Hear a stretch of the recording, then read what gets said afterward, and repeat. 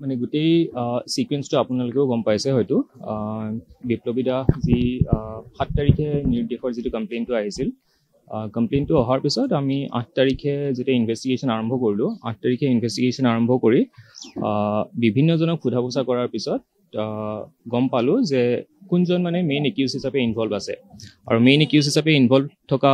মানুহজনক আমি 8 তাৰিখে পিক আপ কৰিলোঁ 8 তাৰিখে পিক আপ কৰি প্ৰথম অৱস্থাতটো তেওঁ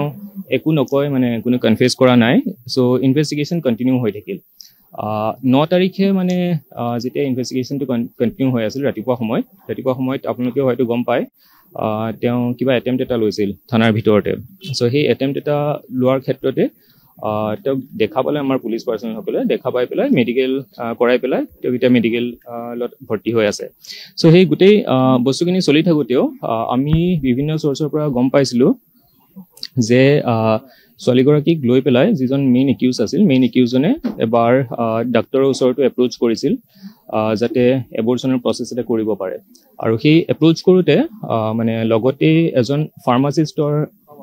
সহায় লৈছিল মই এতিয়া নামটো কৈ দিয়া নাই আপোনালোকে ইনভেষ্টিগেশ্যন যিহেতু চলি আছে ফাৰ্মাচিষ্টৰ সহায় লৈছিল আৰু ফাৰ্মাচিষ্টজনৰ সহায় লৈ পেলাই গোটেই প্ৰচেছটো আগবঢ়াব চেষ্টা কৰিছিল চ' সেইখিনি জনাৰ পিছত মানে এই বিপ্লৱীৰ মানে বন্ধু এগৰাকীৰো আমাৰ যোগাযোগত আহিল তেওঁকো সোধা পোছা কৰিলোঁ সোধা পোছা কৰাৰ পিছত মানে তেওঁ ক'লে যে হয় মানে তেওঁ প্ৰেগনেণ্ট আছিল ছোৱালীজনী আৰু পিছত যিজন ডাক্তৰক এপ্ৰ'চ কৰিছিল ডাক্তৰজনৰ ষ্টেটমেণ্টটো আমি ল'লোঁ ষ্টেটমেণ্টটো লওঁতে মানে তেওঁ তেনেকুৱা কৰিলে একজেক্টটো যদিও ক'ব নোৱাৰে 7-8 মাহ প্ৰেগনেণ্ট আছিল বুলি জনালে চ' সেইখিনি জনাৰ পিছতো যিহেতু তেতিয়ালৈকেও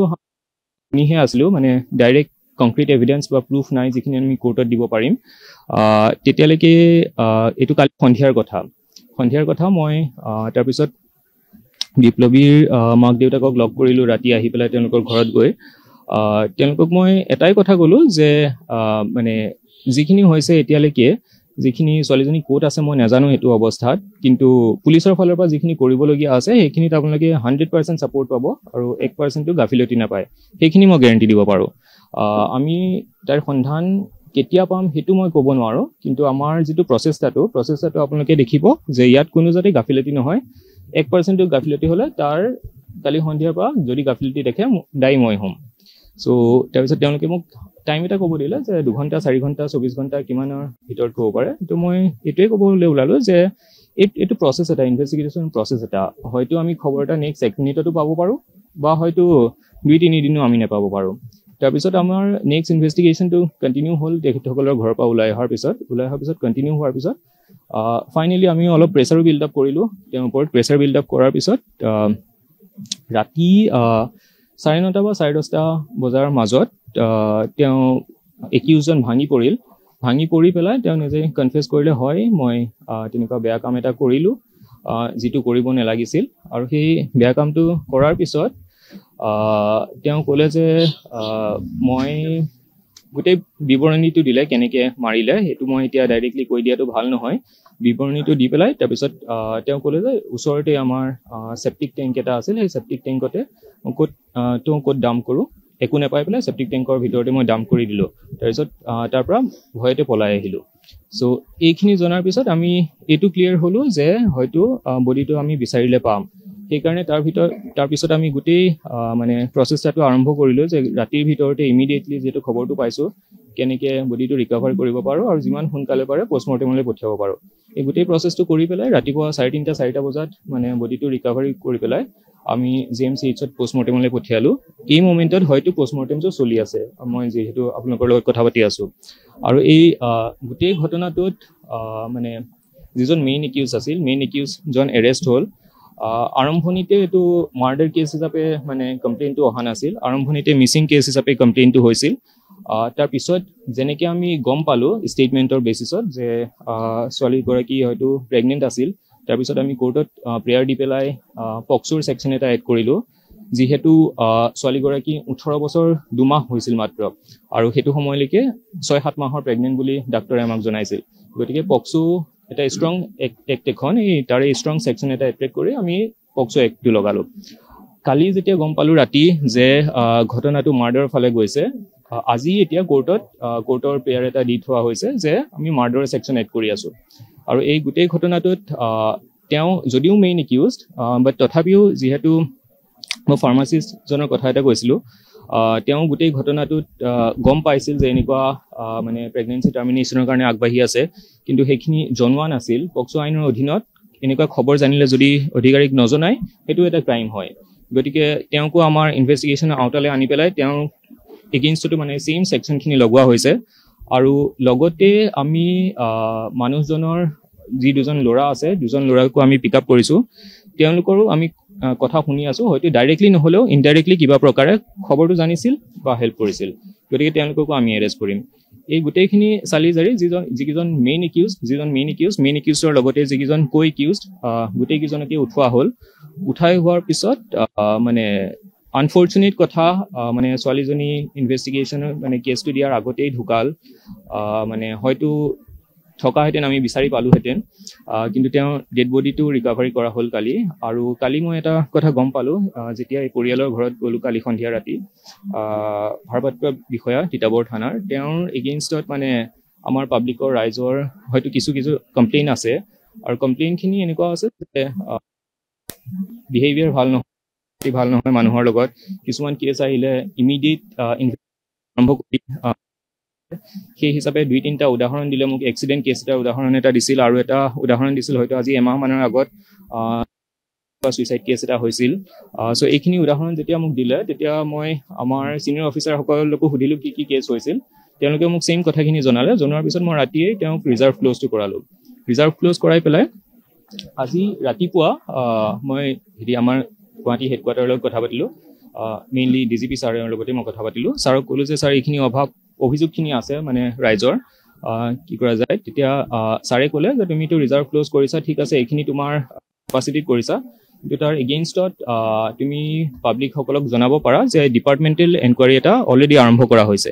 ডিপাৰ্টমেণ্টেল এনকুৱাৰীটো মই মোৰ ফালৰ পৰা ডিষ্ট্ৰিক্টত আৰম্ভ কৰাব নোৱাৰোঁ এইটো হেডকোৱাৰ্টাৰৰ পৰা আৰম্ভ হয় মানে ইনস্পেক্টৰ লেভেল অফিচাৰত চ' সেইখিনি আমাৰ ফালৰ পৰা আগবঢ়াই আছোঁ আৰু বাকী আপোনালোকে দেখিছে নতুন OC এজন অলৰেডি ইয়াত এলট কৰা হৈছে আৰু মই আশা কৰোঁ যে নতুন OC যিজন আহিছে বা মই ইয়াত জইন কৰা এসপ্তাহ হৈছে এতিয়া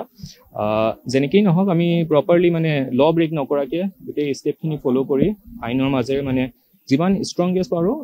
চাৰ্জশ্বিটখন দি পেলাই আগবাঢ়িম যাতে কোনো কাৰণত হাৰি যাব নোৱাৰে আৰু এটা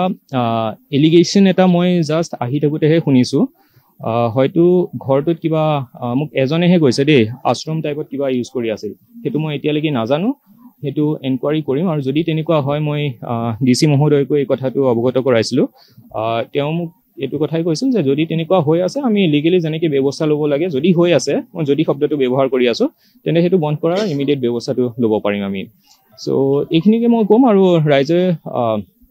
যিখিনি বিচাৰিছে ন্যায় পাওক হয় আমিও বিচাৰোঁ ন্যায় পাওক তেখেতসকলে আপোনালোকৰে মানে ভণ্টি বা ছোৱালী নহয় চ' ময়ো মোৰ চাকৰি লাইফ এইখন থানাৰ পৰাই আৰম্ভ কৰিছোঁ এইটো জেগাৰ পৰাই গতিকে মই এইখন জেগাত এটলিষ্ট মানে কোনো বেয়া কাম হ'ব নিদিওঁ কোনো মানে ইলজিকেল বা ইলিগেল কাম হ'বলৈ নিদিওঁ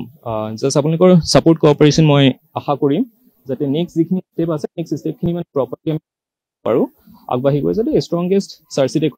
টাইমৰ ভিতৰত মানে একিউজকেইটাক মানে যি শাস্তি যি ন্যায় পাব লাগে ছোৱালীগৰাকীয়ে মানে পাই যাতে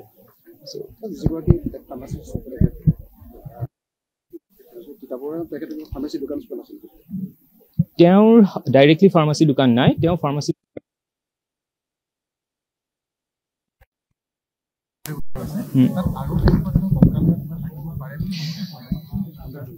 কালিতো ৰাতিটো সোমাইছিল আমাৰ পাৰ্টিটো সোমাইছিল বেলেগ একো পোৱা নাই অকল সেইটোৱে পাইছে তেখেতকে পাইছে বেলেগ নাই তাত এইটো প্ৰেক্টিকেলি মানে ব্লাণ্ট ফ'ৰ্চ ইম্পেক্ট বুলি মই ক'ম মানে আঘাত বুলি মই ক'ম এতিয়া ডিটেইল বিৱৰণীটো মই নিদিওঁ এতিয়া আঘাত আপোনালোকে চেণ্ডেল থাকিব পাৰে সেইটোত মই এতিয়া নাযাওঁ কিন্তু ভিতৰত আমাৰ টীম গোটেইখিনি গৈছিল ভিতৰত বেলেগ একো নাই এতিয়ালৈকে মেইন একিউজজন আছে তাৰপিছত ফাৰ্মাচিষ্ট এজন আছে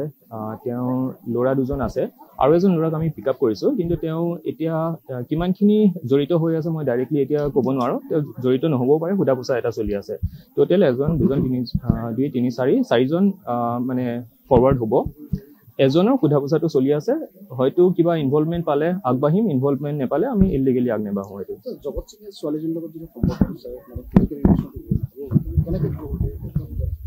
কথাটো মানে এই ছোৱালীগৰাকীৰ বন্ধুগৰাকীয়ে কৈছিল যে কিবা হয়তো মই এতিয়া ডাইৰেক্টলি ক'ব নোৱাৰিম কাৰণ ছোৱালীজনীৰ মুখৰ পৰা জনা নাই হয়তো কিবা লাভ এফেয়াৰত পৰামৰ্শ ল'বৰ কাৰণে বা কিবা এটা ভাল হওক যাতে সেই কেনেকৈ কি পৰামৰ্শ লৈ আগবাঢ়িব পাৰে সেই হিচাপে প্ৰথমতে এপ্ৰ'চ কৰিছিল ঘৰৰ মানুহে যেতিয়া ওচৰত গ'লো কালি মাক দেউতাকে ক'লে যে তাই পৰীক্ষা চলি আছে আৰু পৰীক্ষা চলি থকা আগতেও মানে কিবা জৰা ফুকা কৰে বুলি শব্দটো ব্যৱহাৰ কৰিছে জৰা ফুকা কৰি পেন এটা দিয়ে সেই পেনটোৰে হয়তো লিখিলে ভাল হয় বুলি বিশ্বাস এটা থাকে সেই হিচাপে মানে যোগাযোগটো আৰম্ভ হৈছিল অন্ধবিশ্বাসো কিছু পৰিমাণে প্ৰচিডিঙৰ যেতিয়া ফাইণ্ডিংটো ষ্ট্ৰং থাকে ফাইণ্ডিংটো ষ্ট্ৰং থকাৰ পিছত ফাইণ্ডিঙত যি পায় সেইমতে ফাইনেল পানিছমেণ্টটো হয় আৰু এই ডিপাৰ্টমেণ্টেল প্ৰচিডিঙৰ মানে ব্যৱস্থাটো সাব ইন্সপেক্টৰ লেভেললৈকে এখন ডিষ্ট্ৰিক্টত SP এজনে কৰিব পাৰে সাব ইন্সপেক্টৰ ওপৰত ইন্সপেক্টৰ বা ডিষ্ট্ৰিক্টখনৰ পৰা কৰিব নোৱাৰে সেইখিনি আসাম পুলিচ কোৱাৰ্টাৰে মানে ইনিচিয়েটিভ ল'ব লাগে আৰু সেই হিচাপে ইনিচিয়েটিভটো অলৰেডি মোক জনাইছে যে ইনিচিয়েটিভটো আৰম্ভ কৰিছে